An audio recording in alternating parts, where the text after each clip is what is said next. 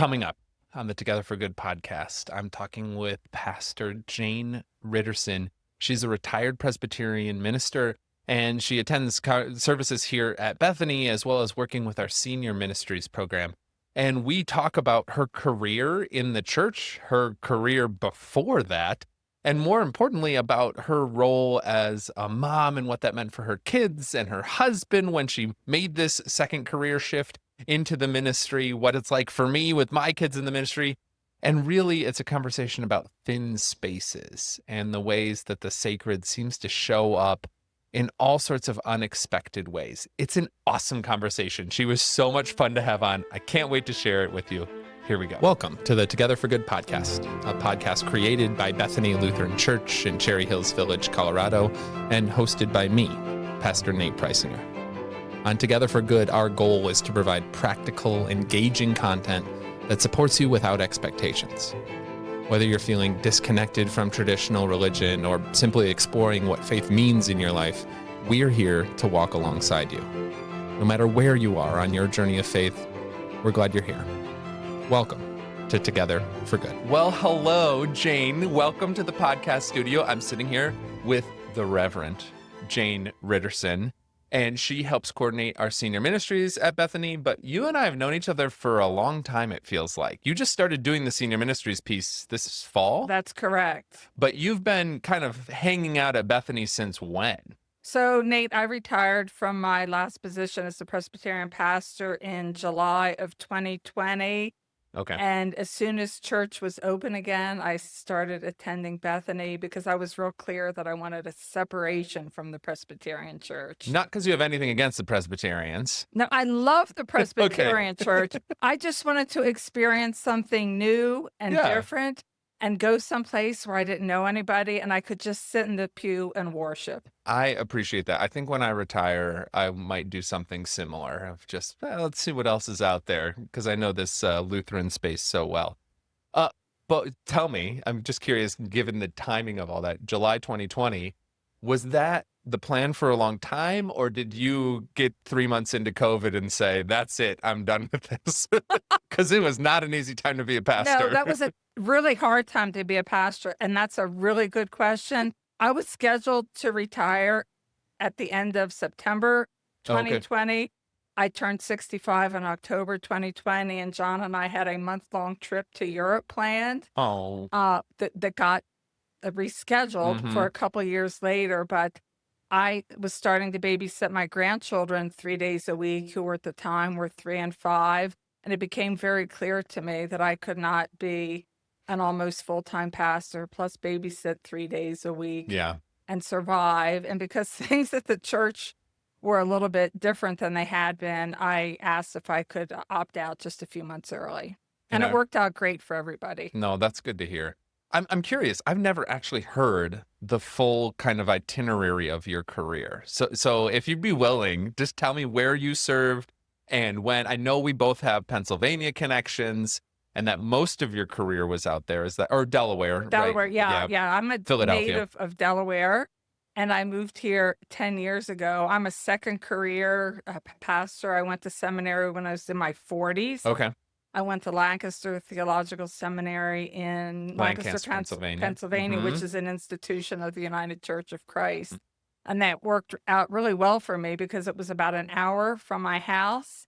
And I lived up there 3 days a week. And my first call was to a small church in Newark, Delaware, right outside of the University of Delaware, called Head of Christiana, which means when it was founded, it was on the headwaters of the Christiana River. Oh, funny. That's a very strange name. Yes, it is. No kidding. And when I was there, the summer during my tenure there, we celebrated our 300th anniversary. No way. Isn't that crazy? 300th anniversary. 300 years. And that church split over the issue of slavery. Wow. So that had a lot of history behind it. No kidding. I mean, that's a part that a lot of people out in Colorado just don't have the metric for, is how old things are on the East Coast. Exactly. I grew up in Albany, New York, and the oldest Protestant church is First Lutheran in Albany, New York, which when I was out there celebrated its 360th anniversary or something like that. I think it's now unfortunately closed. But yeah, everything is so much older out east. Everything is so old out Yeah. there. And that church was really cool because it had a cemetery attached to it. And I Wow. love to walk around there and look at the graves and read them. You know, people 1700s people had been Yeah. resting there. And Now, was that so? That was your first call. Did you serve other yes, congregations? I did. I worked as a hospice chaplain for a Oh, couple of years, uh-huh. which was fascinating. Put me up close and personal, right, with death and dying. And I No kidding. learned so much. And then I was in the Presbytery of Philadelphia for 5 or 6 years at a church called Aston Presbyterian, Okay. and it was a small church, 100 members. I was the solo pastor there. What? Presbytery of Philadelphia. I don't know if I said that. Yeah. What part of Philadelphia was it in? So south, Okay. south of the airport, Gotcha. Oh, wow. probably 10 miles south of the airport. Okay. Yeah. Delaware, Really close to Delaware. Delaware County. Yeah, it Uh-huh. was only 15 minutes from my house. Gotcha. Okay. Yeah. So we were just in different parts. I was in, You were in the way north, right? right, Germantown, Mount Airy, the northwest corner of Philadelphia. So, And then when I moved here, I worked at Columbine United Church I served at Columbine United Church over in Littleton, Oh. which is a conglomeration of the UCC, the United Methodist, and the Presbyterian, wow. which is a nightmare with Colony. Okay. Enough said.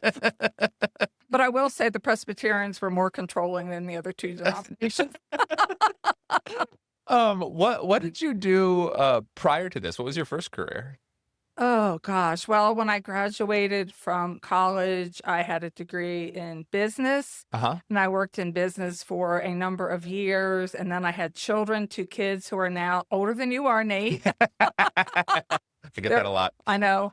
I guess they're 41 and 44. Okay. And I was home with them for a number of years. Good for you. And then I was super active in the Presbyterian church that we attended. You know, I was there practically every time the doors were open. Yeah. Volunteering for everything.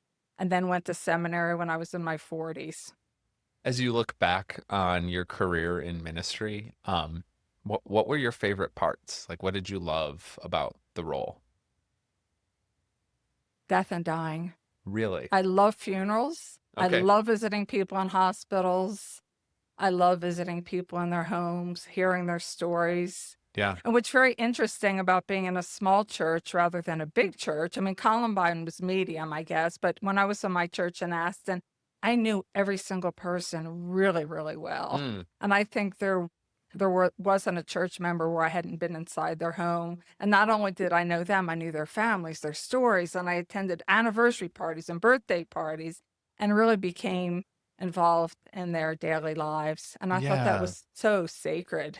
Absolutely. Well, and say more about the sacredness of death and dying, because that's what you're right. Your knee-jerk response was the death and dying and being there, and then you kind of expanded on that to say all of the sacredness of being invited into people's lives. But what is it about funerals in particular, you think, that just was so special? I think because when people are entering those last days, hours, or weeks of their lives, Yeah. everything is so real. People aren't putting on faces.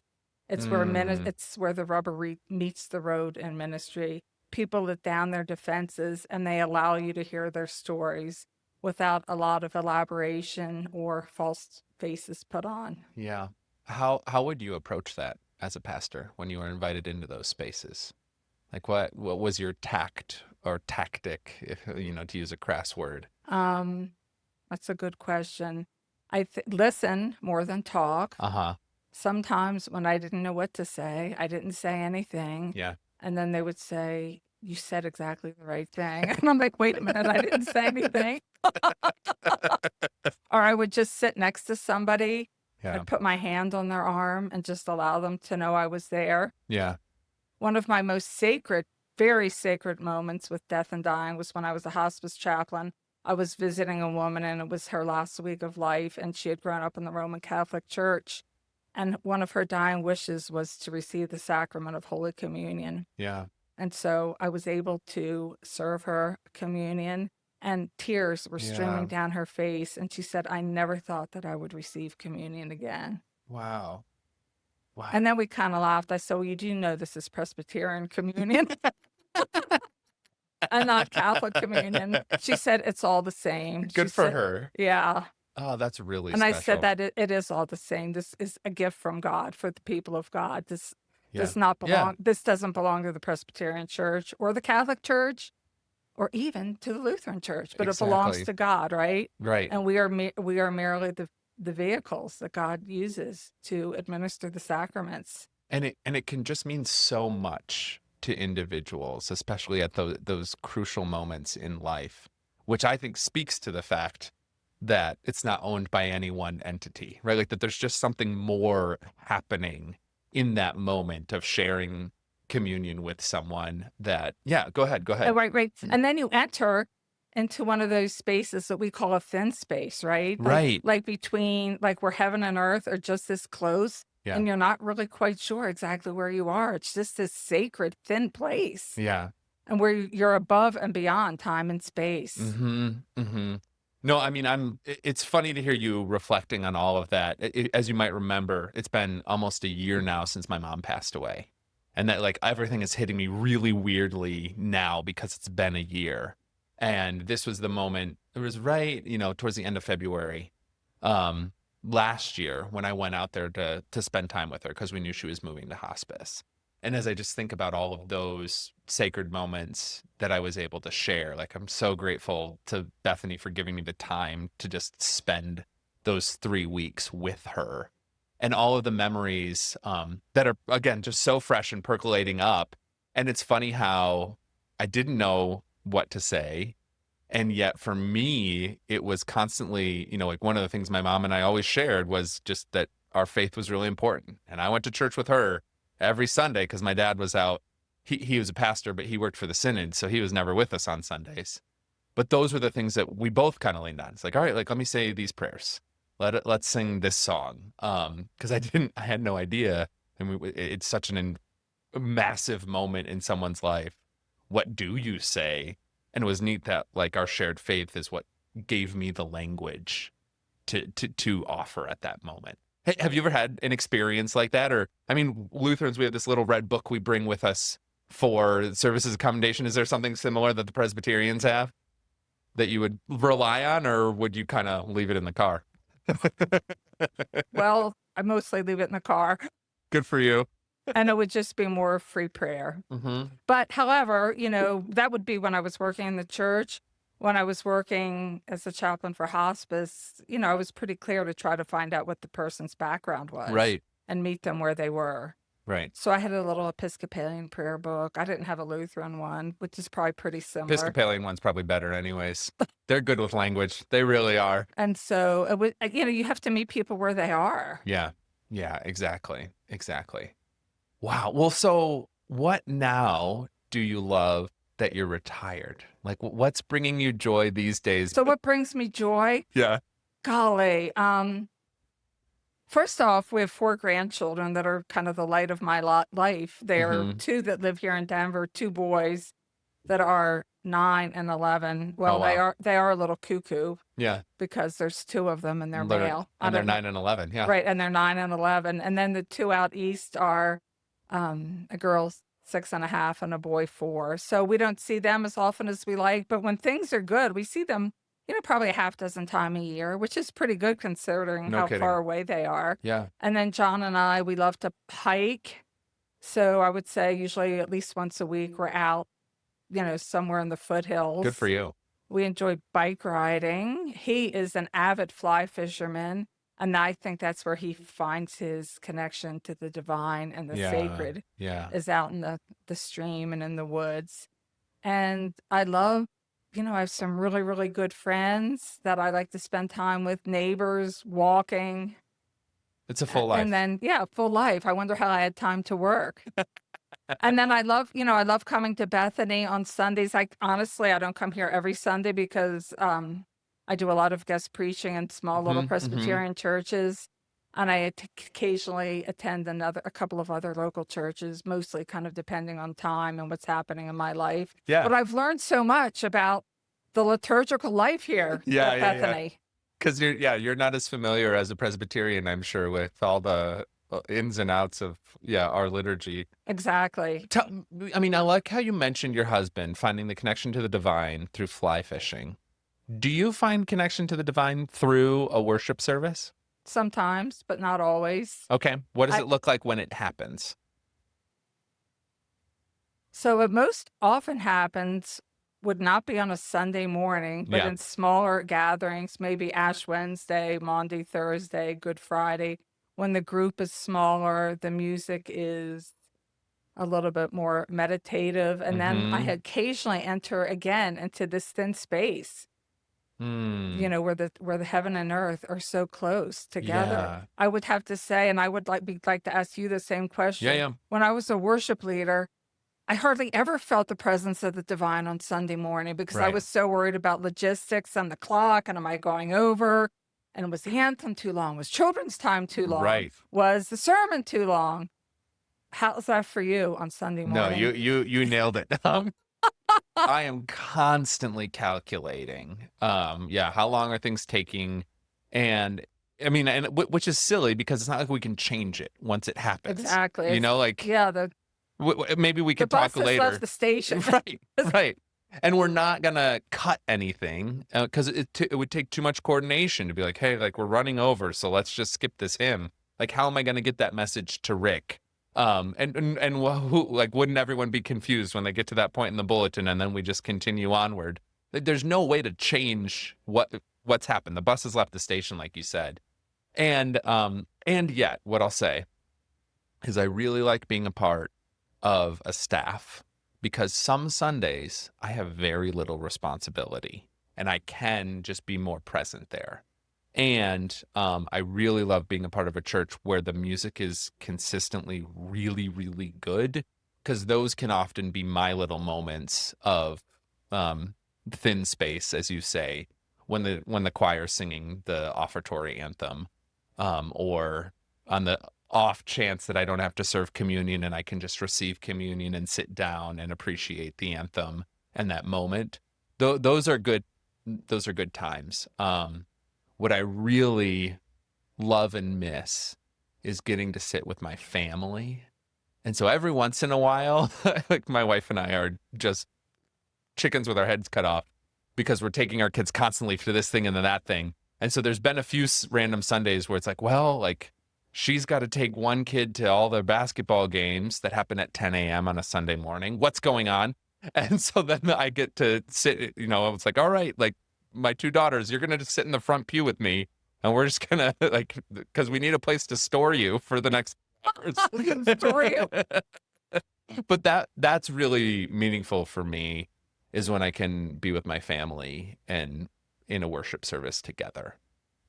Just because, well, I mean, maybe it's because of but as I've talked to her, like it's my memories too. Like I had such fond memories and connections of that with my mother growing up, and not always fond. Like I went kicking and streaming some Sundays as well. I'm sure you did.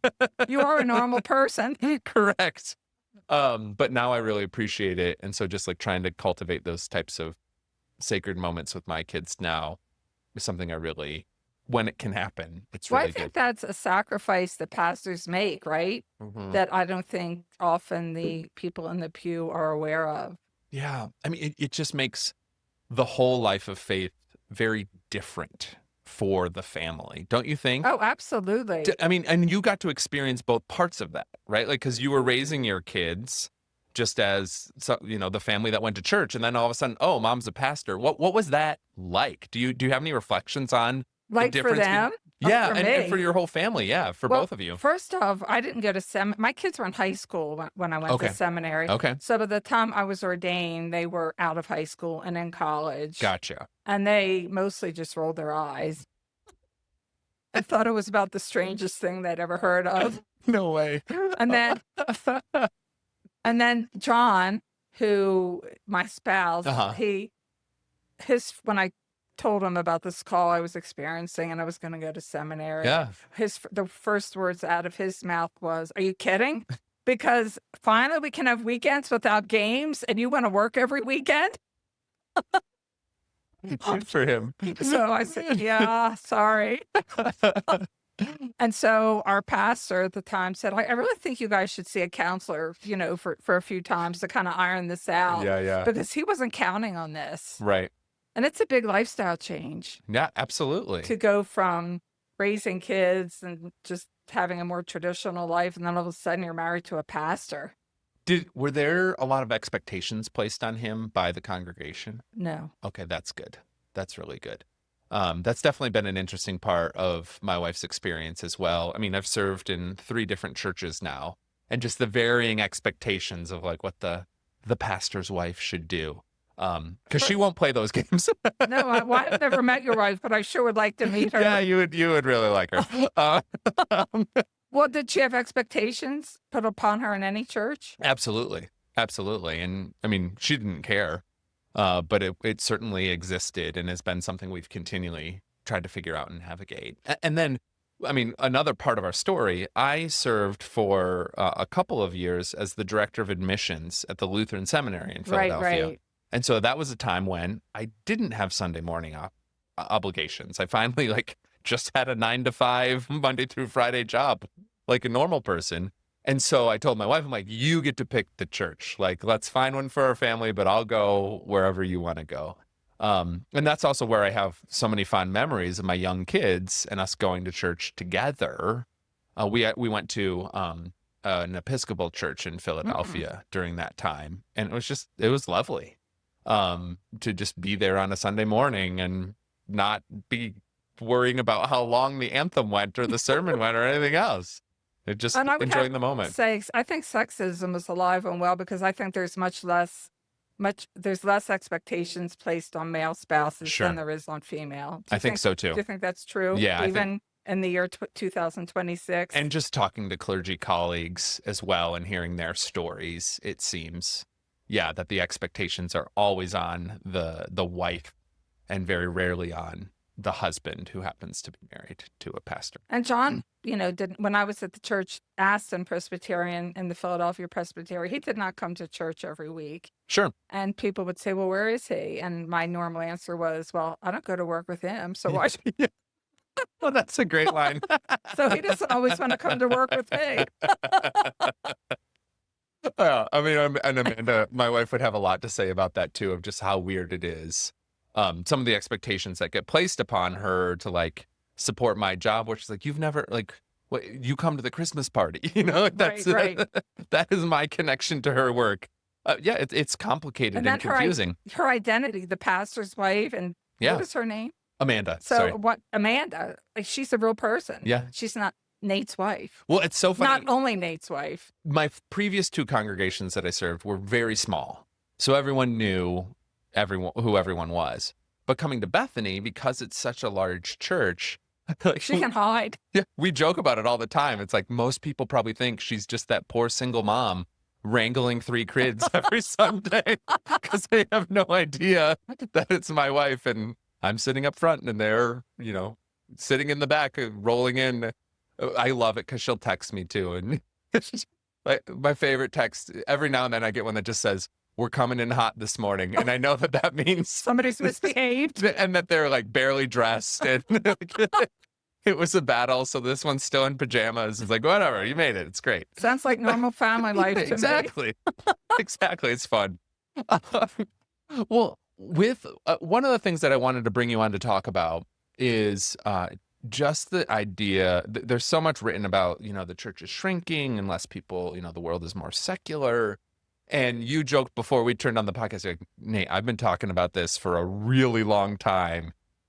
And you don't really have any answers for me, do you? Right. I've been talking about why don't young people come to church since before you were born? Yeah. Sitting around, tables, Presbyterian committees, church committees. How can we get young people to come to church? Yeah. And I haven't come up with an answer yet. I have 2 adult children who were raised in the church. Neither one of them attend worship right now. And I've asked, my daughter would tell you she believes in God. She asked me to pray for this, that, and the other, but she does not have interest in attending Sunday morning services. And my son, and his wife, who grew up in a Unitarian Universalist church, both tell me that they don't believe in God. And I'm like, Huh. That's what I say. But what I tell myself is, but God believes in them, Yeah. and God is looking over them, even though they might claim that. Yeah. No, I really appreciate that phrasing of the language. And I find it interesting just the two realities that your children kind of represent is like, because I'm sure you've read books and heard all the metrics of the different types of people who don't go to church, and there are some who just like, nope, I don't believe in God, and so ergo, what the church is doing is just completely irrelevant to me. Like there would be no reason that would bring me to church because I just don't believe in it. But then you have this other reality of a person who like really does believe that there's something more, but doesn't see any value in the way that church communities access that or you know practice that piece of it. Have you had any conversations with that? It's your daughter, right? Who's like asked you to pray for things. Have you delved any deeper into I delve her psyche on that? a little bit, but I'm very careful Smart. because she can quickly get on the defensive. And Hmm. I have a strong idea that she would respond better to someone who was not her mother. Totally fair. Get- I get that. But I think, she has a busy full-time job. And like your children, her kids have activity Sunday morning. Yeah.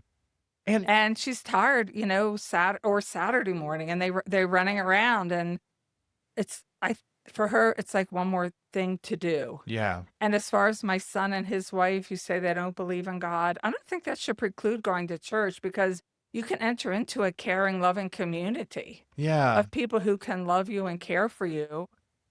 And maybe maybe their questioning and their faith or lack of can continue to evolve. Yeah, exactly. I mean, there is so much benefit, I think, obviously, to a church community, even if you don't fully believe everything that we always talk about.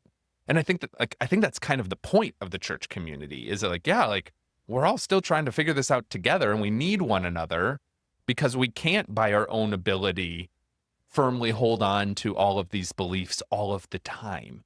And who believes in every single word of the Apostles' Creed? It's exactly where I want to go with it. Exactly. Or I don't know. I think a lot of people hear the Apostles' Creed and think of it as like this purity test of like, okay, everyone stand up and you better say this with gusto because you got to really mean it.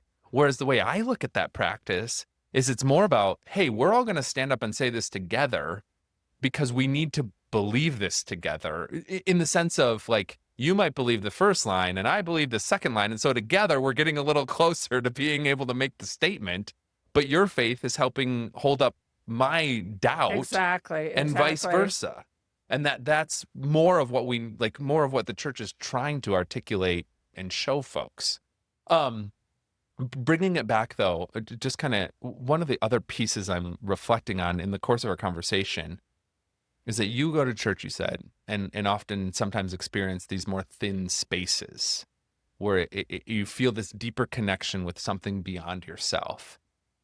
And I think for a lot of people who believe in God but don't go to church, it's because church very rarely gives them that sense of things. Do you think that's fair? Absolutely. I mean, get real. Church can be really boring. Really? It is really boring. And sometimes when I was a pastor, before I retired, I would think some worship services were wonderful and connected. And sometimes I would think, wow, this isn't so great. It's not as great today as it could be. Yeah. So what do you do about that as a pastor? Because I also think sometimes we just have to like keep showing up. And if I get too caught up in like, how do I market this in a really slick way? How do I make worship really exciting and engaging? Like now I'm just in the entertainment business. Exactly. And that's not what we're trying to do here either. And if you want that, you can go to one of these big mega churches with a rock band. Well, and if that's the game we're going to try and play, we'll always lose. Exactly. Because Netflix has an infinite number of shows that they are spending millions of dollars to create for us. Whereas I have a much smaller budget and an hour of time. And there's certain things that I just am supposed to do as part of a worship service that frankly might not feel that exciting this morning. But I think where I find God sometimes almost as much or more than in the worship service is in the community and the people I talk to before and after church. Yeah. And the connections that you make and the kindnesses that are offered, the prayers that are offered to one another. Right. And it's interesting, since I've retired almost 6 years ago now, I've reflected a lot about this. The people in my lifetime that I've stayed the most connected to and the closest to are people that I have met in church. Wow. Or, in my neighborhood, the people that I know are people of faith that Yeah. I connect to on a much deeper level than a neighbor who's nice, but there's no connection. Yeah. Even though we might not talk about faith, but for example, I know my next door neighbor is a devout Catholic. She's in church every week. Yeah. I keep trying to get her to come to Bethany because she's always mad at the Catholic Church about something. But She's welcome. I know. Yeah. But there's a connection there that I feel because I know she's a believer. And I think that she's, yeah. No, keep I going. think she's doing things for us. John and I have had, I'll just put it out there, 3 knee replacements in a few months. She's gone to the store for us, brought us food. I think that's prayer in action, embodied Yeah. prayer. Absolutely. And yeah, just bringing it back to what happened with my mother last year. Right. There were people from the church stopping by all the time. That's prayer. Yeah. Embodied prayer. Yeah, well said. Embodied prayer. So I think if I sit in my living room and bow my head and cross, like my hands Yeah. and just pray, that doesn't mean as much to me as a phone call or a cookie or a dinner or a casserole. Yeah. The embodied prayer. That's really good. That's really And good. that's It's a what I really good love about the reminder. community of the church. Right. That it gives us those connections and that point for further embodied prayer. Because Yeah. it feels good to live it out too. And let me tell you, it's really hard to be the receiver. Yeah, I'm sure. Well, and especially after years as the pastor And showing up in these different sacred moments for people, like that was your also embodied prayer. Like it comes back around to what you were describing, being with folks in the final moments of their life as a hospice chaplain and not really saying much, but it was embodied prayer, wasn't showing it? up is half of life, right? Yeah. Or Yeah. more. Or more. Yeah. And showing up for church is Show people. Yeah, no, I mean, I don't know, I really appreciate that. The embodied prayer, because it's an embodied faith too. And that's like so much theologically of what's behind what we talk about, right? Like, no, it's not that God's far off and distant. God became a human being. Like that's the story, isn't it? Like that this happened in history with a real person Right, named Jesus. Jesus is a real person. He Right. suffered with us and visited with us. Right. And was with us. It seems to be the continual message, and yet we're always so slow to pick it up. And, the Trinity is a community. Creator, Sustainer, Redeemer, Yes. Father, Son, Holy Spirit, whatever you call it. It's a community. It's a community. It's not just one big old God up there sitting up in heaven by him or herself. Right. No. Yeah, I love that image too of thinking of God. We get so caught up, and it's so funny. So much of church and the language of our faith, when we try to just make it about belief. Hey, you just need to intellectually understand this. That's where I think it falls apart for so many people. Because it's like, are you kidding me? Like 1 + 1 + 1 does not equal 1, right? Like what are you Right. saying that God is 3 and yet 1? And yet when you say like, oh yeah, 3 people are going to get together and that's a community, it's like, oh yeah, that's fine. When 2 or 3 are gathered in God's name, right? Right. There And we so are. when we make it more embodied and more practical and more everyday life, like just trying to get through the day because it's hard sometimes, I feel like our faith suddenly comes so much more alive when we move out of our heads and into our hearts more. I've almost stopped using that word, I believe in God. I like to say, I trust God. I trust Jesus. I trust that God, Jesus will be with me. Yeah, I really appreciate that too, because we can't believe it all the time. Right. I just did a lesson for the high school or youth group 2 weeks ago where we talked about faith and doubt. And that was a point that I kind of made to him. It's like the opposite of doubt is certainty. Right? Like, and that's not what we're going for here. Like faith inherently entails some element of doubt in it. Because like, yeah, like I trust this. I believe this. And maybe not like totally right now. I'm still trying to figure it out. But I have faith that it's going to be okay, that God is going to act and show up. And maybe I'm not totally certain, but that's okay. That's not what we're looking And we for. don't know what that looks like, Right. right? Right. God could show up in a friend, a neighbor, a stranger, Right. And isn't that always how it right? And goes? somebody you don't even like, that you don't want to even be in the same room with, and there God is, the Good Samaritan, right? The story of the Good Right. Samaritan. Oh, so exactly. So good that it's so unexpected the way that God's mercy shows up.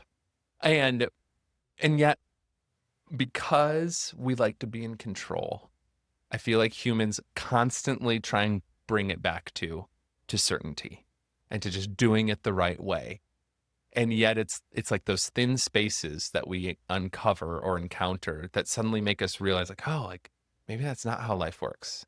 And I really don't understand exactly what's going on here, but something about what just happened touched my soul in a very important way that makes me believe there's more going on right now. And I love that you're talking to the young people about that, Yeah. because I think that's something that it's taken me decades to figure out. And I think it's just something that our world pushes on us. The antithesis of that, right? Like of certainty and do the right thing. And after you're done with high school, you go to college and then you go to grad, right? Like everything is just so linear. And And we live in a scientific world too. right. And where science is great. Right. But Well, yes, my daughter's a scientist and she's, yeah, I mean, that's another issue, but no, science is great. no, it is great. What would we do without But it? it keeps you up here. Yeah, you can't get too stuck in your head. Yeah. What kind of science does she do? Molecular biology, biochemistry. But I mean, But God, God taught, God gave us people who are Totally. doctors, nurses, teachers. mhm. And so we have to trust that God gave people these gifts And I mean, to use for the greater good, hopefully, in a perfect world. I'm sure too, though, that in her work in molecular biology, she still encounters wonder, Of course. right? Because when you look at the smallness of existence and yet how it's all interconnected and related, that to me has always been a source of faith. And one of my best friends from college has his PhD in physics, and he studies he works with lasers. Oh, I didn't Um, even understand that. I have no idea, but I asked him, like, Jackson, like, do you have a book about quantum physics for like really dumb people? He's like, oh yeah.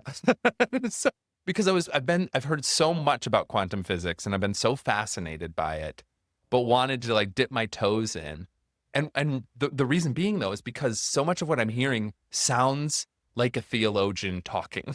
It's like, yeah, we don't really know why these particles, when you get super small, do these things. And all of a sudden you have like scientists are like, yeah, like there's personality. And like, oh my gosh, like it seems to be reverting back around to this incredible sense of wonder.